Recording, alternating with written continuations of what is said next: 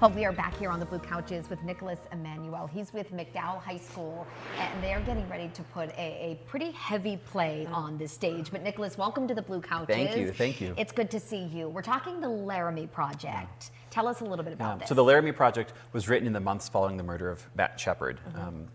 Matt was a 21-year-old gay college student at the University of Wyoming, in Laramie, Wyoming. That's the Laramie Project title.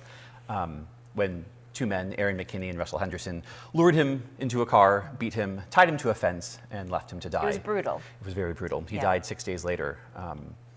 And because it was a hate crime, 10 years after that, in 2009, the James Byrd Jr. and Matt Shepard and James Byrd Jr. anti-hate crime legislation was passed.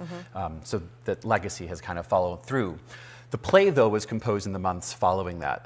The Tectonic Theater Project theater troupe showed up to Laramie, Wyoming, interviewed people, asked them their opinions, asked them how they were involved. Months after. Wow. The premiere of the Laramie Project was in February of 2000, so almost 25 years ago, just short of 25 years ago. Within 16 months, they had a show together. So the play is a series of transcript interviews.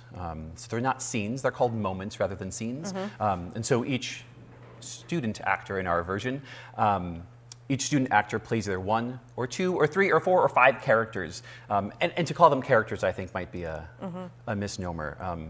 We're not impersonating real people, we're giving impressions of real people because every word in the play is a verbatim transcript interview. And this had the support of Matthew Shepard's parents. Yeah, so after the murder, Dennis and Judy Shepard created the Matthew Shepard Foundation. They were very open about what happened, and they wanted to spread the word. They wanted people to know what happened. Yeah, and they received so many gifts after the fact. They had some money founded, and they wanted to do something, so they founded the Matthew Shepard Foundation. So the Matthew Shepard Foundation collaborates with organizations or schools or theaters that do the Laramie Project.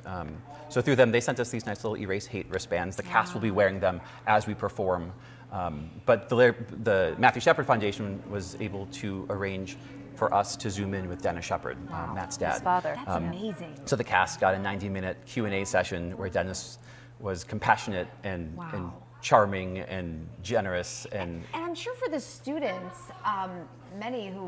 all of them probably who weren't alive when this happened, to give it such a personal connection for them. And I'm wondering what kind of questions they had for Mr. Shepard. Yeah, so as we started the rehearsal process, part of my rehearsal process has been teaching students how to do research for a show.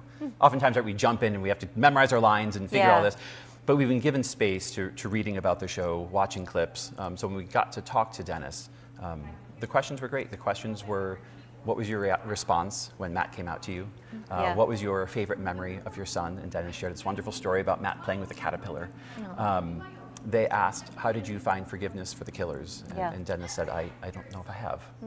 You know, this generation of kids have had many more experiences, and they look at a situation like this differently than the people at the time would have. And so I think it's fascinating to see how they are internalizing all of this. But now it's a great play, but it really is not designed for all ages. It's not. I would definitely say it's for high school and above. I would not suggest younger audiences. There is some adult language. And although it focuses on the murder of Matthew Shepard, Matt's not a character in the play because all the interviews happened afterward. So it's really a town's response to tragedy and a town's response to when media swarms, right? No one planned to be the center of a media storm.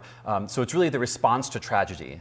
Sometimes it's called the gay play. I don't know if that's the best title for it because it's not. It's how do people respond to tragedy? And how do we find the humanity in others? And I like how Matthew Shepard isn't a character. It almost keeps him sacred in that way. Yeah, which is part of designing the show. So you'll see the cast is always on stage. We've got black t-shirts, blue jeans, and then we add pieces to become the people of the play.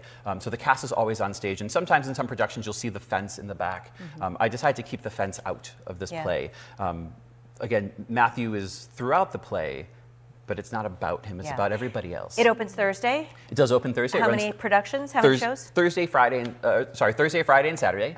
3 shows, 7 o'clock at 3320 Kahi Road. You can buy tickets at the door. They're $15 a person. Perfect. And it's at the Little Theater. It's at the Little Theater at MIHS. Thanks for joining us. Thank you so much for having us. I'm sure it's going to be a wonderful experience. Thanks for being here.